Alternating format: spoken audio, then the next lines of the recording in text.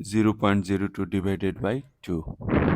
Here 2 is a divisor, so it will be easy for us if we make a multiplication table of 2. 2 times 0, 0, 2 times 1, 2, 2 times 2, 4. To find out the multiplication table of 2 easily, just add 2 with the previous step, like 0 plus 2, 2, 2 plus 2, 4, 4 plus 2, 6.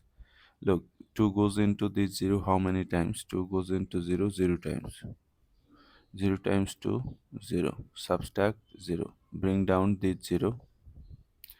2 goes into this 0 how many times?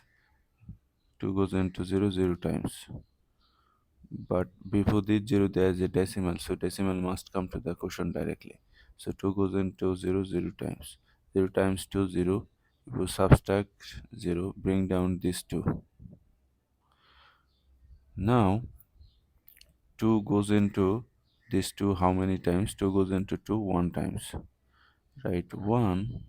1 times 2, 2. Subtract 0. So your answer is 0.01.